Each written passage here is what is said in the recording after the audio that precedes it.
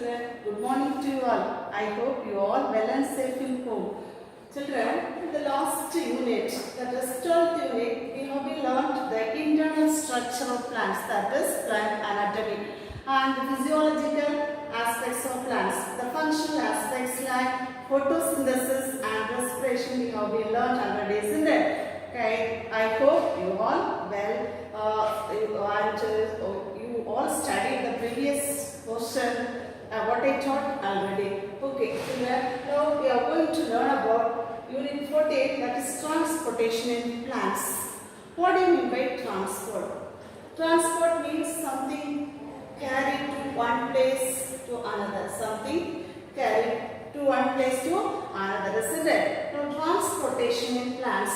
You know that what are multicellular organisms? All multicellular and unicellular organisms. What are multicellular organisms? Organisms having many cells in their body, millions of cells in their body. Unicellular, single cell in its body, isn't it? So all multicellular organisms possess many cells in their body. Every cell needs energy.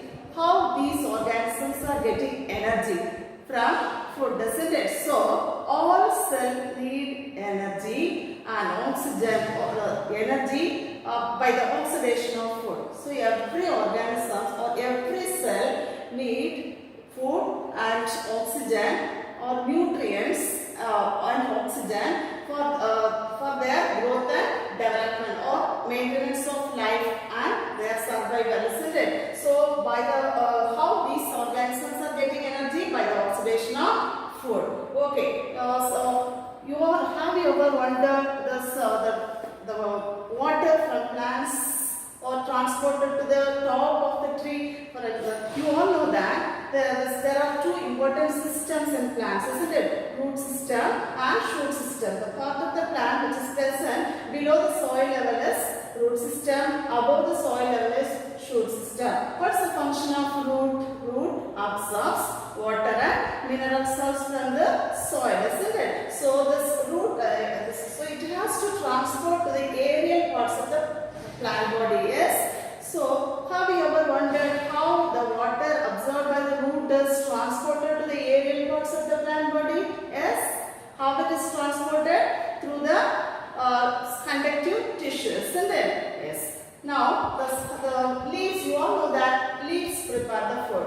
That food is translocated to each and every parts of the plant body through the conductive tissue. Do you remember the conductive tissues present in plants?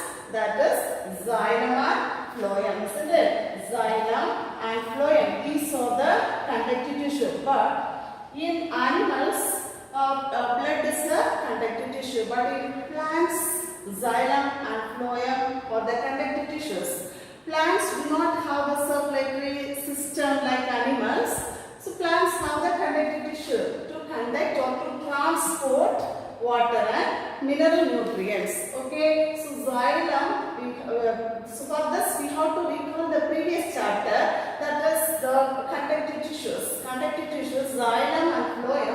Xylem conducts water and mineral salts. Phloem contains the food material. So these two are the conductive tissues present in plants. These two tissues transport water and this tissue, xylem tissue, transport water and mineral salts, which is absorbed by the root, isn't it? So likewise, this leaves prepare the food. It has to translocate to each and every part of the plant body through the phloem element. So phloem is a food conductive tissue, xylem is a water conductive tissue. So the bulk movement of substances through this conductive tissue is called translocation. Translocation. What do you mean by translocation?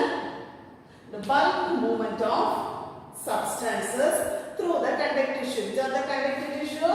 Xylem and phloem. These two are the conductive tissue. So the bulk movement of substances through the conductive tissue is called translocation. Okay, so now the xylem, and phloem, these two are the main tissues present in plants. These are the conductive tissues. Plants do not have a circulatory system like animals. It is composed of blood vessels, blood, lymph, heart, etc. Together called the circulatory system. Plants do not have the circulatory system like animals. Plants have the conductive tissues. Okay, so you all know the conductive tissue.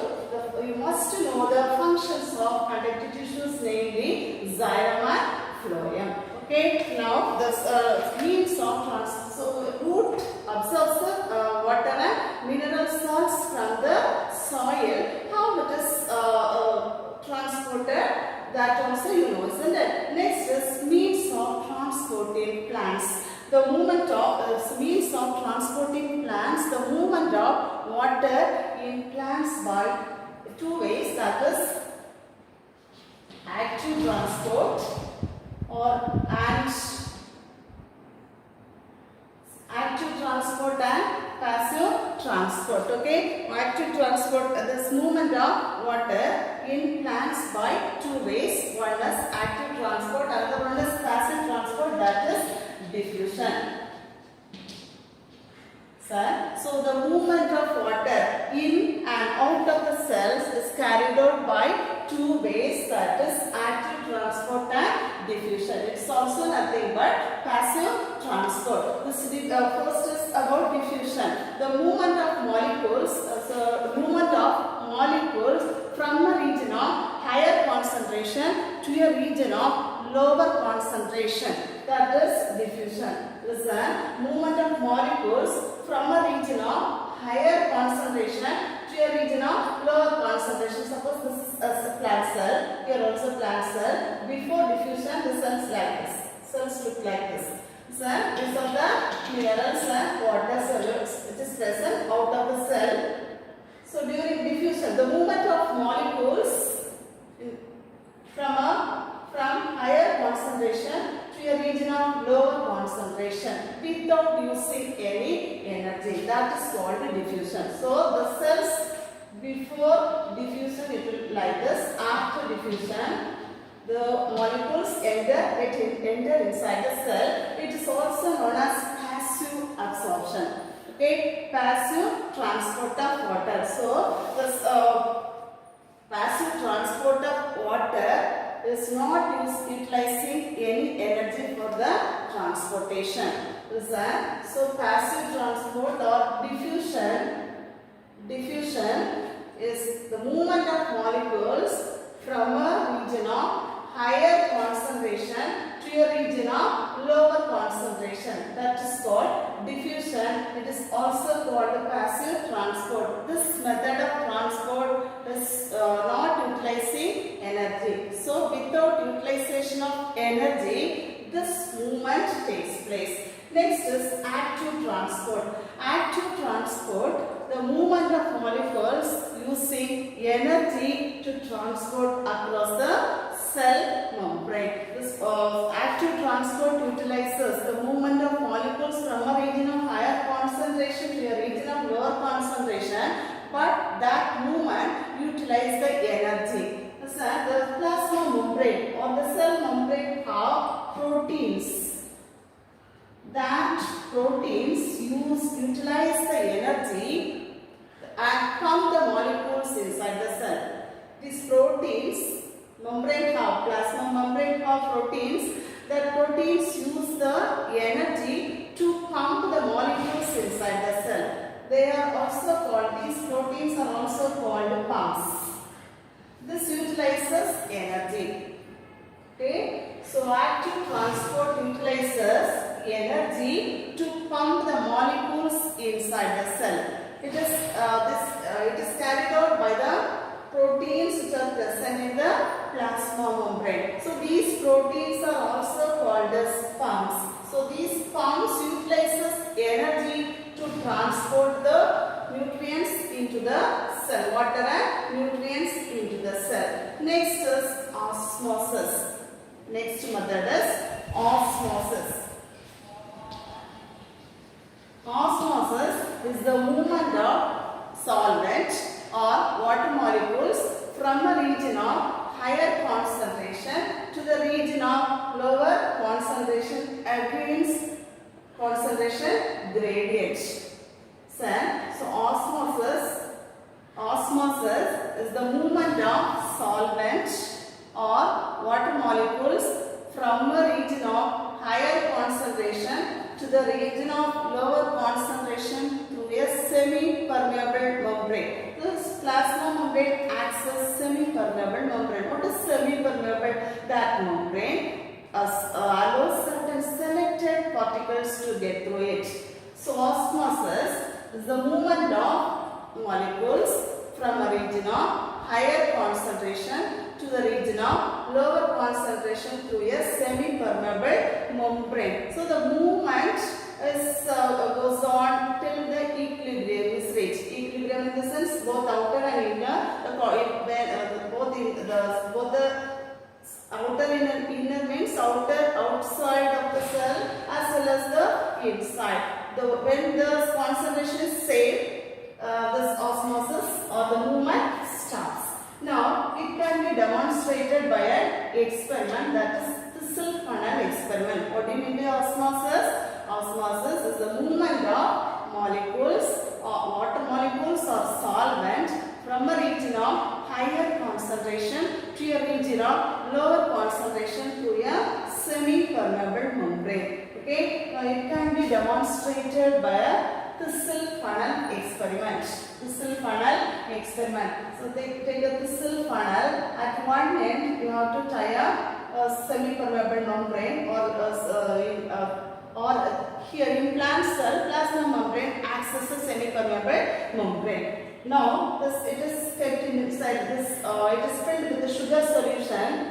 This thistle funnel is filled with the sugar solution and it is kept inside a beaker containing water. After a few minutes, here inside the thistle funnel, there will be the presence of sugar solution, and in the beaker water, there will be these two. The concentration of both the solution are different, isn't it? Now, so after a few minutes, the water enters into the sugar solution. First, we have to note down the initial level of sugar solution, what is there in the thistle funnel.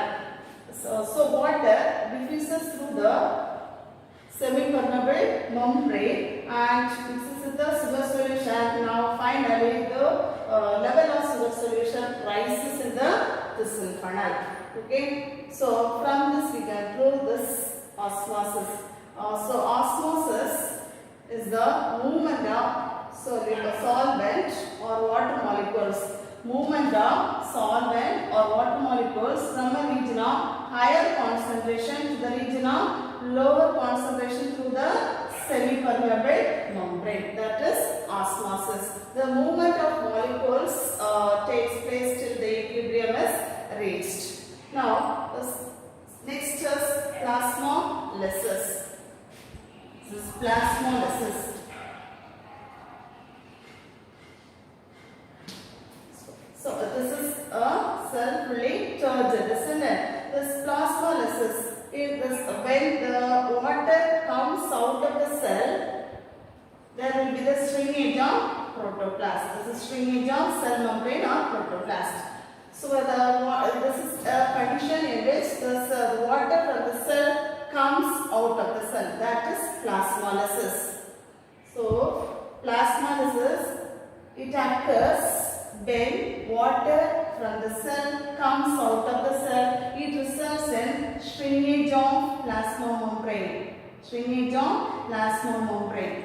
So like that, water comes out from the cell. So where plasmolysis occurs, when water comes out of the cell, results in the shrinkage of protoplasm or shrinkage of cell membrane, resulting in the shrinkage of cell membrane. Next is imbibition.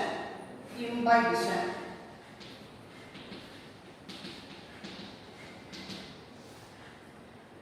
That is absorption of water by a solid substance. That is imbibition. What is imbibition? Absorption of water by solid material. For example, dry grapes. If you put it in water, as it will bulges, isn't it? It gets bulges or swelled. So that process is called imbibition. So when we sow the seeds on the ground, the seed also absorbs water and swells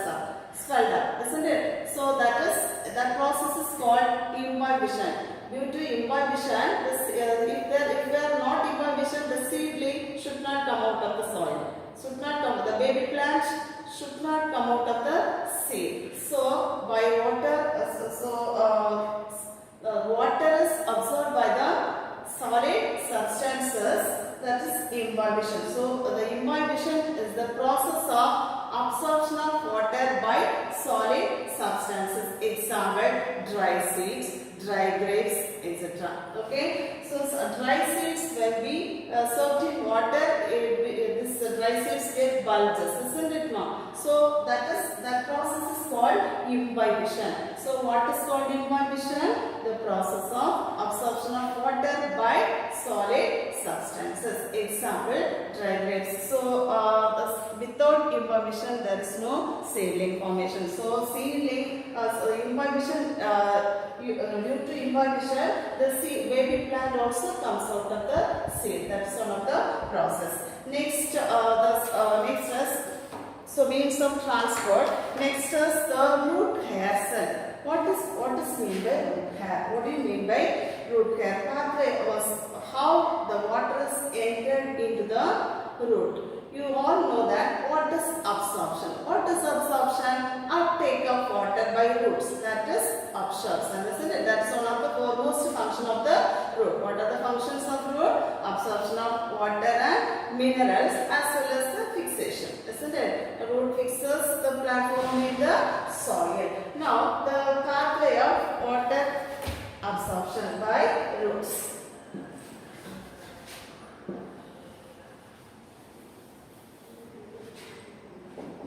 Pathway of water absorption by roots.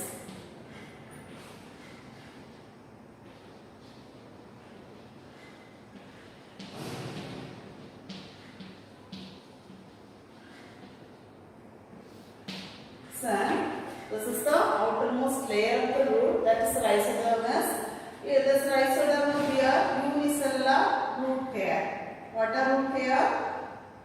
The extension of epidermis or rhizodermis, that is root hair. It is directly contact with the soil water. Now root hair absorbs water from the soil and now the water is entered into the root hair. The concentration of the root hair may be high than that of the cortex. So what is this now? This is cortex, isn't it? This is the internal structure of root. Root hair, rhizodermis, or this layer is rhizodermis or epidermis that we learned already in the previous chapter. Next to epidermis or rhizodermis is the cortex. Then beneath the cortex there will be the endodermis. Next to endodermis is the conductive tissue, namely xylem. Water conductive tissue, namely xylem. Now, when water enters into the root hair, the concentration of the root hair increases than that of the cortex. So, water enters into the root hair, then reaches the cortex and endodermis. From the endodermis, it reaches the pericycle and enters into the xylem element. Now, from the xylem element, water is transported to each and every part of the plant body. So, water absorbed by the root is transported upwards. So, unidirectional movement. Unidirectional movement. It is not bidirectional movement. Water absorbed by the root is transported to the aerial parts of the plant body through one way. That is unidirectional movement. Okay. So how it is. So root hairs. Water root hairs. Root rhizodermis. Outer layer bears or epidermis. This outer layer is called rhizodermis or epidermis.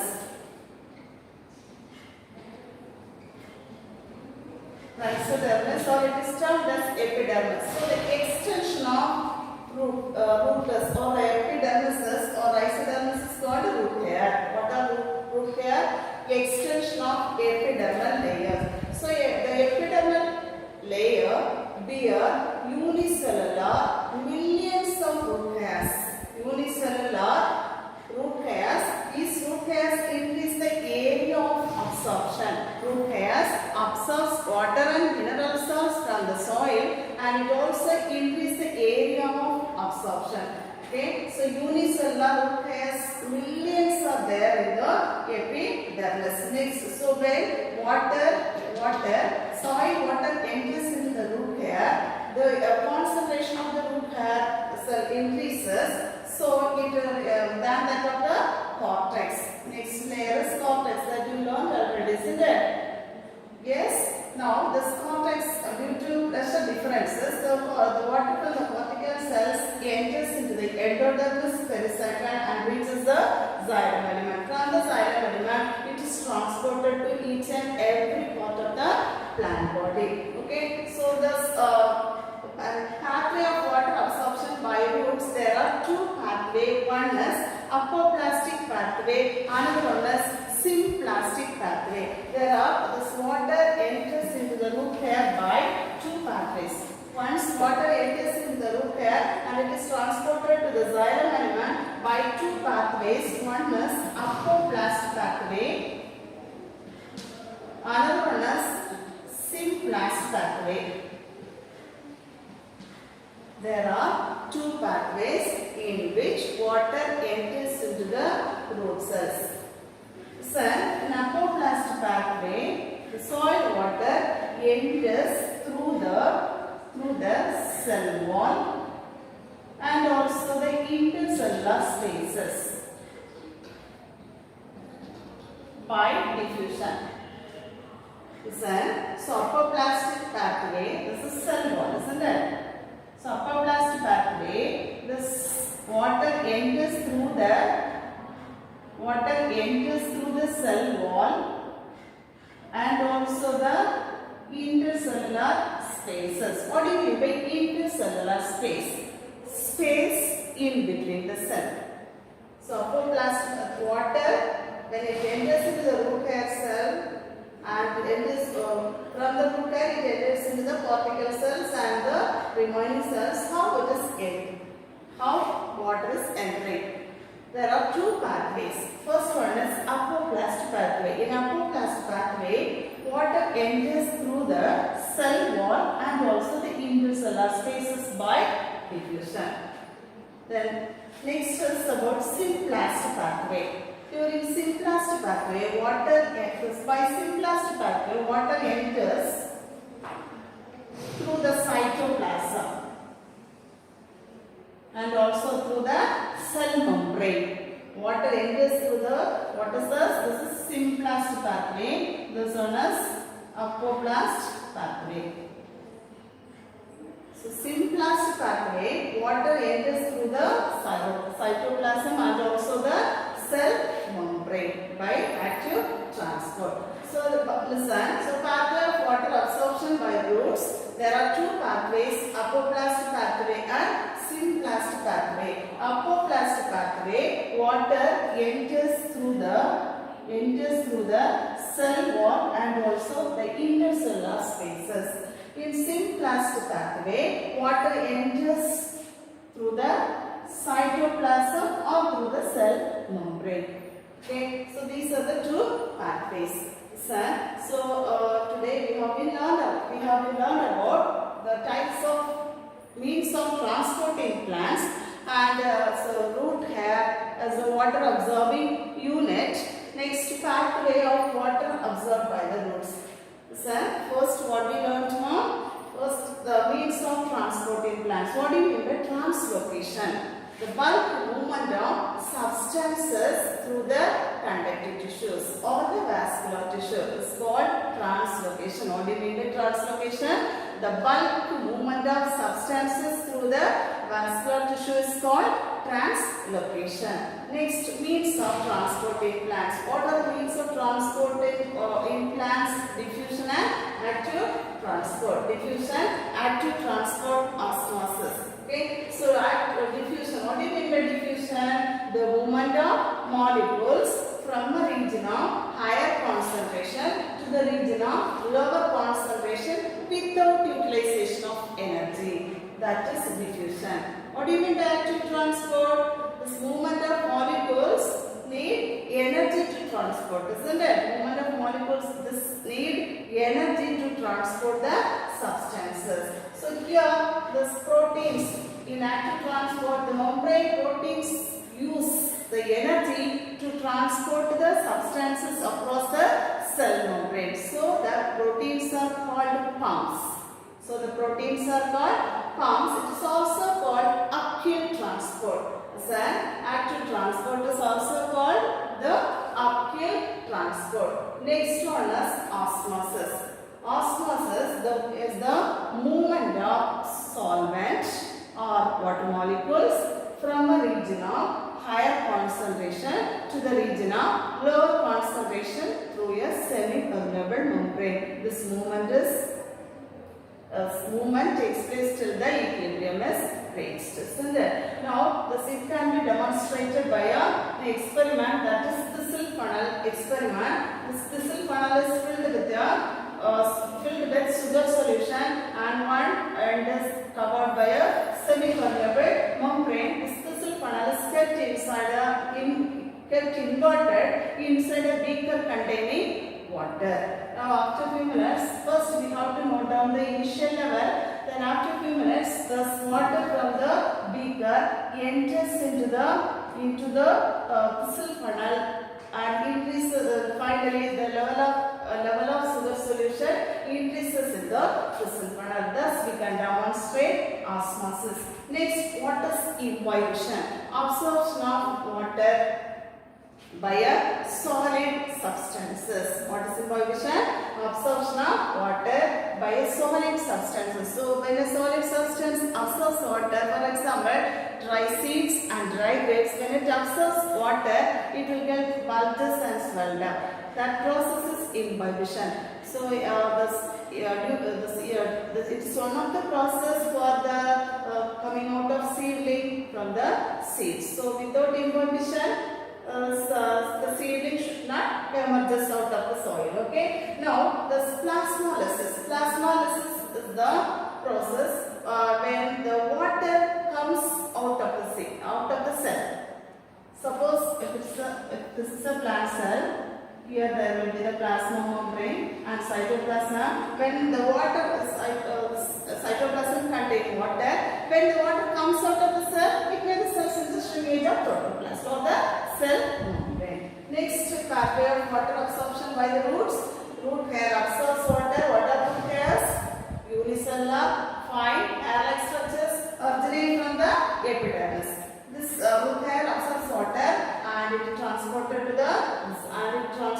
the heart rays. Then endodermis reaches the xylem. From the xylem, it is transported upwards. The water is transported upwards. Okay, there are two pathways by which water is transported into the cell. That is apoplast and symplast pathway. Now, mark down a few question answers now. Turn page 214.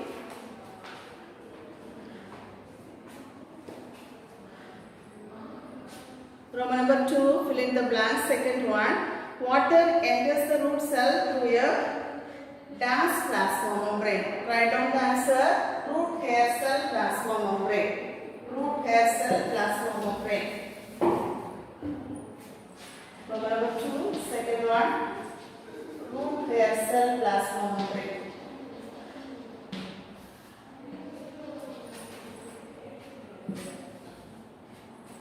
Third one, structures in roots that help to absorb water are, what is the answer? Root hair. Root hairs. Structures in roots that help to absorb water are root hairs. Then match the following. Section 1, symplastic pathway. First question, symplastic pathway, that is plasmodesmata or the cell connections. Plasmodesmata. Next, transpiration, that is leaf. Third one is pressure gradient. Osmosis, pressure gradient. Root pressure, pressure in xylem. Pressure in xylem. Roman number 4, state whether true or false. If false, write the correct statement. The phloem is responsible for the translocation of food.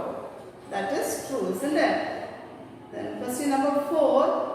In apoplast pathway, the water travels through cell membrane and enter the cell. Cell membrane and enter the cell, or through cytoplasm and enter the cell. So apoplast pathway. Instead of apoplast, you have to write symplast. You have to write symplast. Then turn to page 215. Long answer, first one. How do plants absorb water? Explain. How do plants absorb water? Explain. Answer is there in page 201. 201. Last paragraph. Root hair, water absorbing unit. From there we mark it. There are millions of root hairs on the tip of the root. From there, mark up to symplast pathway. So apoplast pathway and symplast, up to that you mark it. Okay. Thank you children. We can meet again in the next class.